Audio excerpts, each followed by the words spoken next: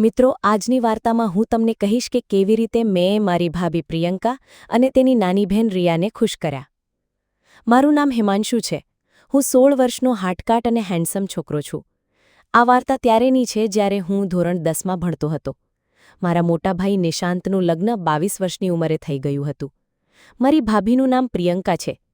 તે સમયે તે 20 વર્ષની હતી. ભાભી ખૂબ જ સુંદર હતી અને 20 વર્ષની ઉંમરે પણ 25 વર્ષની સ્ત્રી જેવી લાગતી હતી. તેની સુંદરતા અને હસમુખ સ્વભાવથી આખા ઘરમાં એક અલગ જ રોનક હતી. લગ્નના માત્ર 6 દિવસ બાદ જ ભાઈ કામ કરવા માટે દિલ્હીમાં ચાલી ગયા. હવે ઘરમાં અમે 4 જ લોકો હતા: હું, ભાભી, મમ્મી અને પપ્પા. ભાઈના જવાથી ભાભીને થોડું એકલપણું લાગવા લાગ્યું. એ સમયે તેની નાની બહેન રિયા, જે ક્યારેક અમારા ઘરે આવતી, અમારે સાથે જ રહી હતી. રિયા પણ બહુ મીઠી અને હસતી રમતી સ્વભાવની હતી. એક દિવસ મેં જોયું કે ભાભી અને રિયા થોડું ઉદાસ લાગતા હતા. કદાચ ભાઈની ખોટ અને નવી જગ્યાનું વાતાવરણ તેમને પરેશાન કરતું હતું. ત્યારે મેં વિચાર્યું કે કેમ ન કંઈક એવું કરીએ કે જેથી તેઓનો મૂડ સારો થઈ જાય. મેં મમ્મી સાથે વાત કરી અને અમે ઘરે નાનું ગેટ ટુગેધર રાખ્યું.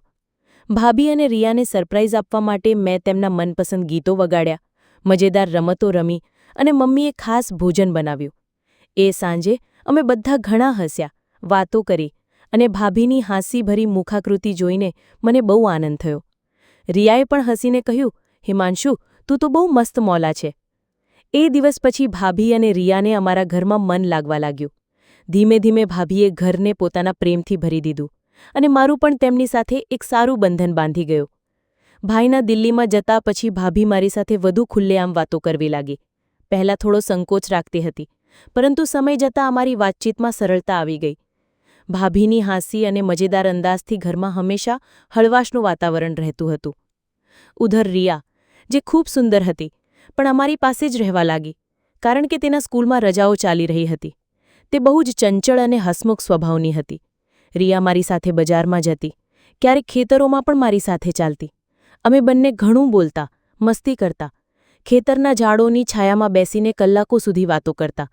ક્યારેક હાસ્ય મજાક, તો ક્યારેક ગામની નાની નાની વાતો. રિયાને મારી હરકતો બહુ હસાવતી અને હું પણ તેના મજેદાર જવાબોનો ચાહક થઈ ગયો હતો. પપ્પા મોટાભાગે કામસર બહાર રહેતા, તેથી ઘરમાં હું, મમ્મી, ભાભી અને રિયા જ રહેતા. મમ્મીને ભાભી અને રિયાનું સાથ બહુ ગમતું. ભાભી ઘરકામમાં મમ્મીનો હાથ બટાવતી અને રિયા મારા સાથથી ઘરને હંમેશા હસીથી ભરી દેતી. ઘણીવાર અમે બધા છત પર બેઠા રહેતા, તારાઓ જોતા અને ભાભી પોતાની કોલેજની મજેદાર વાર્તાઓ સંભળાવતી. રિયા પણ પોતાની સ્કૂલની શરારતોના કિસ્સાઓ કહીને અમને હસાવતી. એ દિવસોમાં ઘરમાં એક અનોખી જ રોનક હતી. ધીમે ધીમે અમે ત્રણેય વચ્ચે એક ખાસ મિત્રતા બની ગઈ. એક દિવસ ઘરમાં માત્ર હું, ભાભી અને રિયા જ હતા. મમ્મી પાડોશમાં લગ્નમાં ગઈ હતી અને પપ્પા કામસર બહાર હતા. બપોરે ભાભીએ અચાનક કહ્યું, "ચાલો, આજે કશુંક મજાનું કરીએ, એક રોમેન્ટિક મૂવી જોઈએ." રિયા તરત જ ખુશ થઈ ગઈ અને બોલી, "હા, હું પણ જોઈશ." મેં હસીને કહ્યું, "ચાલો, ઠીક છે." ભાભી એક રોમેન્ટિક મૂવી મૂઠી, જે ખરેખર સારી હતી. અમે ત્રણેય સોફા પર બેસીને મૂવી જોતા જ રહ્યા. મૂવીના રોમેન્ટિક દ્રશ્યો પર ક્યારેક અમે હસતા, તો ક્યારેક રિયા અને ભાભી પાત્રો પર ટિપ્પણીઓ કરતી. હું પણ વચ્ચે મજાક કરતો અને અમે ત્રણે ખૂબ મજા કરી રહ્યા હતા. મૂવી પૂરી થતાં ભાભીએ કહ્યું, "વાહ, મૂવી તો ખૂબ જ સરસ હતી, મને તો બહુ મજા આવી." રિયા અને મેં એકસાથે કહ્યું, "હા, અમને પણ બહુ ગમી." અમે હજુ પણ મૂવી વિશે વાતો કરતા હસતા હતા કે અચાનક મમ્મી લગ્નમાંથી પરત આવી ગઈ. અમે ત્રણે તરત જ શાંત થઈ ગયા, જેમ સ્કૂલમાં શિક્ષક આવતા બાળકો શાંત થઈ જાય. સાંજે પપ્પા પણ કામ પરથી પાછા આવ્યા. અમે બધા મળીને રાત્રિભોજન લીધું. પછી ગરમીના કારણે અમે બધા છત પર સૂવા ગયા. છત પર ઠંડી હવા ફરતી હતી અને અમે તારાઓથી ભરેલા આકાશ નીચે હળવી વાતો કરતા કરતા સૂઈ ગયા. એ દિવસની મજા અને હાસ્યએ ઘરને વધુ જ ખાસ બનાવી દીધું.